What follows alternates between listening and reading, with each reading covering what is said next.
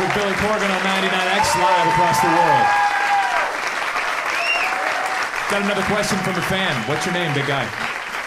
My name is Gerald Williams. Jody, about 7 feet tall? Just 6'6". Big dude, 6'6". First of all, I just wanted a chance to say that your song "To Forgive" from Melancholy is like, that's the best song I've ever heard. I mean, the imagery just moves me every time I hear it. What I wanted to ask you was, when you release a CD or whatever, who determines what's going to a video's going to be made from, what's going to be the single? Is that you, or does someone else do that? You get a lot of input from a lot of people who supposedly know what they're doing, but generally it's our choice. It's tough though, because like I remember in '95 when we released Melancholy, I wanted to release a different first song off of Melancholy than Bullet with Butterfly Wings, and the record company president at the time, who was a good friend of mine, literally begged me, "You're making a big mistake. You're making a big mistake. Trust me, trust me, trust me." And it turned out to be a really big song. Because at that time, I didn't like the song. I just go through different phases where I don't like certain of my songs. Now I really like it again. But it's just one of those things, So, but yeah, generally, pretty much I would say 95% of what you see from the band is from the band. And believe me, it's not easy, because everybody thinks there's a way to sell records, or a way to be, or a way to play concerts or do interviews and something, and I don't think most people, you or anybody else here, wants to see something that's packaged and perfect, and I don't think that's what it's about. You either connect with the band or you don't. So it seems to me that whenever we've gotten away from just being ourselves, we always get ourselves in trouble. Was there a band that you saw maybe in high school, or maybe your first concert, that just changed your life? No, I think the impression of rock and roll in my mind, this is pre-video, that's how old I am, or at least right around the time the video started to break. I think it was the impression of what music was. I always imagined everyone was having lots of fun and doing lots of drugs and lots of girls, and it was like, wow, what a life that must be. It must be so exciting. So it was the impression of that. I've definitely seen some mind-blowing concerts in my life, though. Who was your favorite band, though, in high school? It's a toss-up between Black Sabbath and Van Halen. Molly Hatchet was a close third. Hey, Billy, I wanted to personally thank you for coming. I think that the track Mayonnaise on Siamese Dream doesn't even play anymore on my disc. I've killed it so much. But Thank you. I was just hoping to ask you, given that all the issues and crazy things that happen to rock and roll bands these days, just your reaction, your comments, any feelings that you had on the Darcy situation when she was arrested.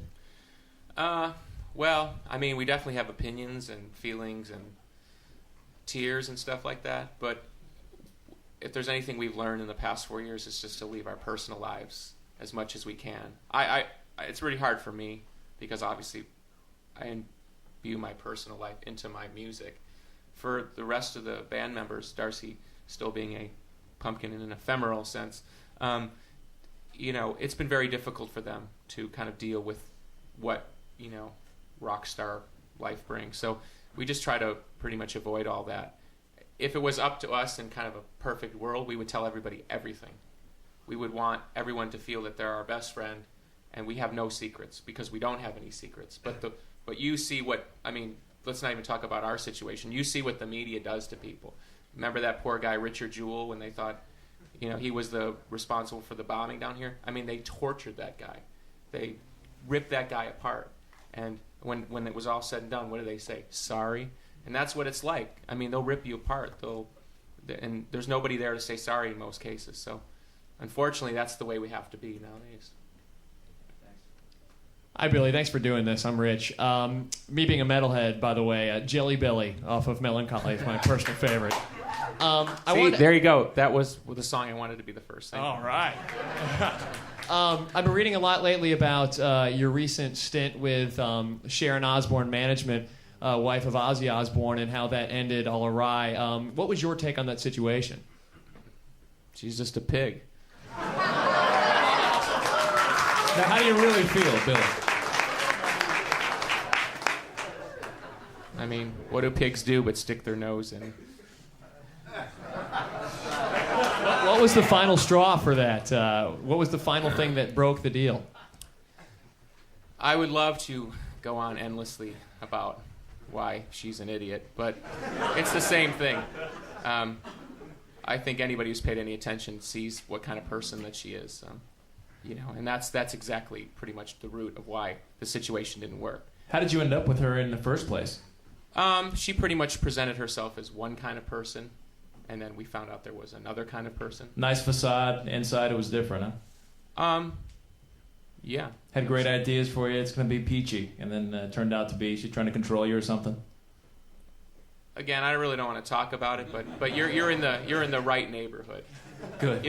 Put it this way. I mean, before we ever met her, our album was completed. I think our band sold some like 22 million records worldwide. I don't need somebody to tell me how to be. And if you saw some of the comments where she was complaining about us wearing a dress, she wasn't even smart enough to do enough research to know that we've been wearing dresses all along. Stuff like that. Trying to argue with Ozzy Osbourne's wife about wearing a dress. That's when you enter the surreal and the profane. It's like, bat head biting, good, dress bad.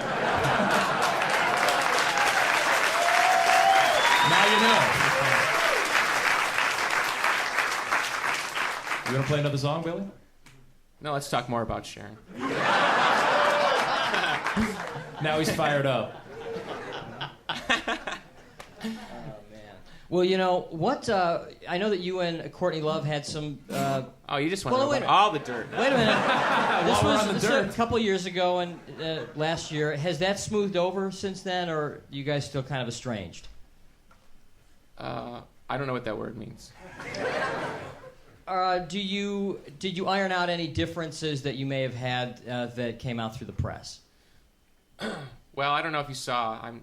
This is not a personal opinion, but immediately after Sharon dismissed herself from our world, there were rumors basically linking Courtney and Sharon, and that was also part of what was going on. Is Sharon, who had told me she would have nothing to do with Courtney, was basically courting Courtney to be part of her management team. So It's so ugly. it's rock and roll. Yeah. That's it. It's funny. It's supposed to be funny. Stop glaring at me, Susie.